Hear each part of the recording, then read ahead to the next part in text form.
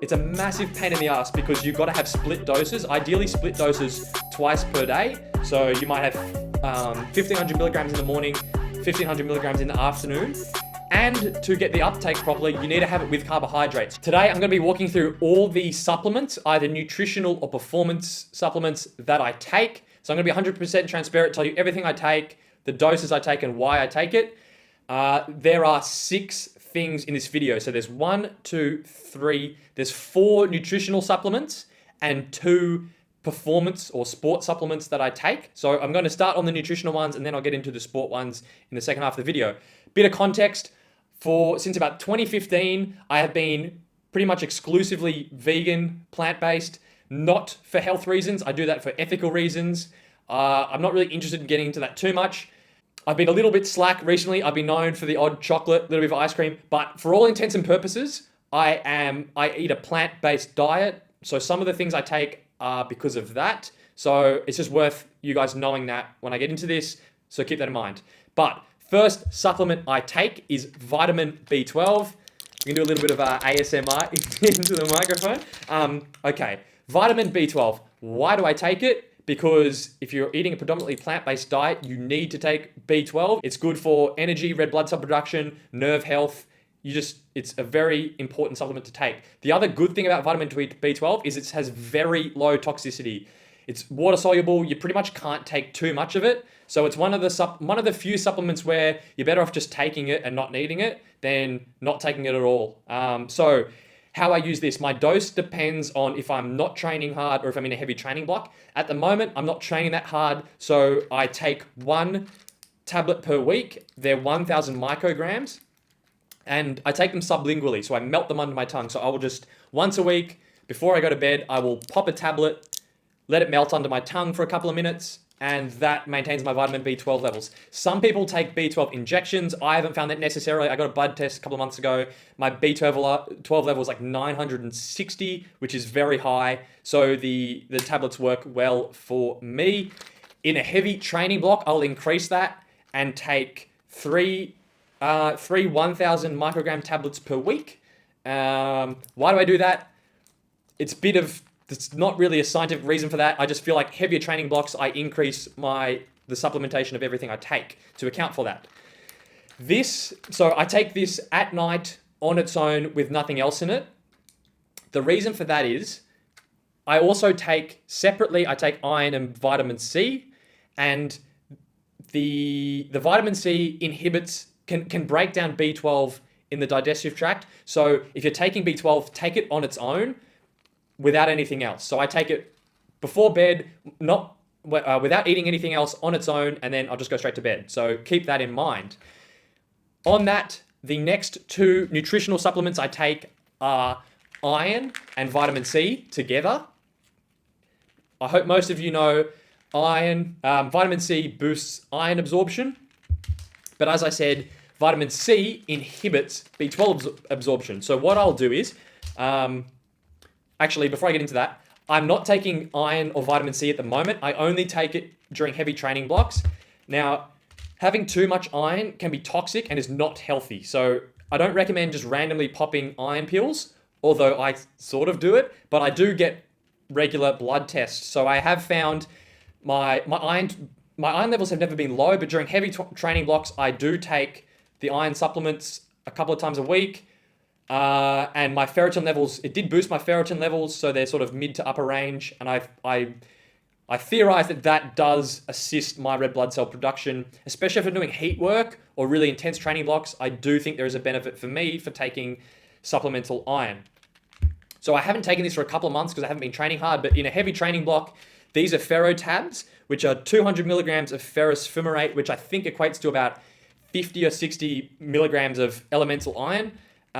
So I will do, in a heavy training block, 3 tablets of this per week, taken with a 500 milligram vitamin C tablet. Again, before bed. Hopefully, as well, you guys know calcium inhibits iron absorption. So I make sure I'm not having a hot chocolate or anything like that around the time I'm taking my iron. And what I'll do is I'll go alternate days. So I might go Monday, B12 before bed. Tuesday, iron and vitamin C before bed. Wednesday, just nothing. And I'll kind of cycle through that only when I'm training really heavily. Again, I haven't taken these for months because I'm not training that hard and I don't feel like I need it that much. But please, if you haven't gotten a blood test recently, that's probably another discussion, but you should probably be getting a blood test that does iron studies and measures your B12 if you are training even moderately hard. It's pretty important. The last nutritional supplement I take is a recovery shake, which I'm counting. So I take, as I mentioned in my shake review video, I use the SIS Rego. It's soy protein, carbohydrates, electrolytes, and there is a multivitamin mix in there. Not particularly strong, so I'm not counting that as a multivitamin supplement, but it does have a little bit of vitamin mix added in there. I haven't taken that for months, so I don't actually have the tub because I'm not training that hard, but when I start training again, I will start taking that.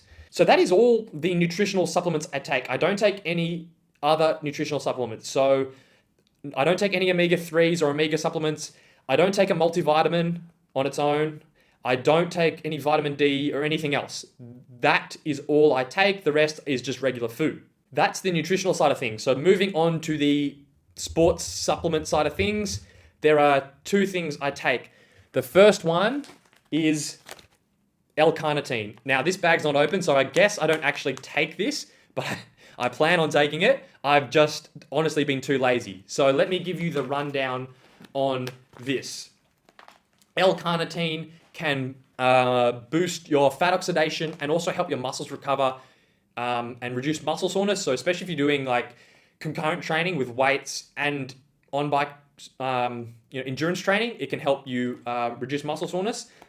The main reason that I haven't taken this yet is a couple of things. It needs to be loaded for minimum 3 months, ideally like 6 months. So when you start taking L-carnitine, it's a massive commitment because it takes so long to load. It has an effect peripherally in your muscles, but it takes a long time to build up those stores. So minimum 3 months, you've got to be taking this. And it's a massive pain in the ass because you've got to have split doses, ideally split doses twice per day. So you might have 1,500 milligrams in the morning, 1,500 milligrams in the afternoon. And to get the uptake properly, you need to have it with carbohydrates. So you might have some in your recovery drink, and then maybe in the afternoon, again, you need to have it with carbohydrates. Now, this is from Bulk Nutrients. I really regret buying a powder because it means twice a day I have to be measuring out like 1,500 milligrams of it, which is mainly the reason why I haven't started taking it because it's just such a massive hassle. I wish I bought capsules or tablets. So I will leave a link to the AIS. AIS did a good doc info sheet on it, which I'll link below, which has all the information on L-carnitine. It is one of the endurance supplements that has good evidence, which I think could have a benefit. But if you're going to try it, I would recommend seeing if you can find capsule or tablet form because this is a massive pain in the butt. The other sport supplement ergogenic aid I take is caffeine. Now, I drink coffee, so I have a morning coffee and maybe another coffee during the day, but I also use caffeine strategically as a supplement, and I keep them kind of separate. So I just have my coffee every day, normally, as most people do, but I will use caffeine strategically in heavy training blocks. So as I get fatigued throughout the week, when I'm trying to do really key sessions, I will have higher doses of caffeine. So I might have, if I'm doing a 4-hour ride, end of the week, getting fatigued, starting to feel pretty shit, I will, let's say an hour into the ride, I'll pop 100, 200, 250 milligrams of caffeine strategically. And the reason I'm doing that is to help me squeeze out a couple of extra percent in my efforts throughout that ride, which then is creating a bigger stimulus and a bigger potential for fitness gains if I then recover from it. So I use it strategically in certain sessions to boost my performance when I'm fatigued. I don't find it helps me when I'm fresh. I don't like the feeling of having too much caffeine when I'm fresh or in the heat. But specifically when I'm heavily fatigued and also in the cold, I do find it helps me improve my performance in some specific sessions like that. They're the only sports supplements I take. I don't, there are other things I could take, like I could use nitrates like beetroot. They're kind of expensive. I don't like the taste, so I don't use those. I could load beta-alanine over a series of weeks and use that for a bit of a performance gain. I haven't really gotten into that. I could use bicarb. I guess it's not really a supplement, that's more of like an acute protocol you do before a race. But I don't like bicarb because if you do it wrong, you can shit yourself and give you diarrhea. So it's a sort of a risky one to use, so I don't recommend using that unless you're really committed to getting the doses right. I mean, the list goes on in terms of sport supplements, but I don't use any other. That's all I use. L-carnitine. Actually, I don't even use L-carnitine at the moment. I plan on using it, and I use caffeine as the main one, which I think most people probably use. That is all for this video. That is all I take. So there were 6 different things I take. 4 of them were nutritional, 2 of them were sports focused, and the rest is just normal, real food. I guess electrolytes.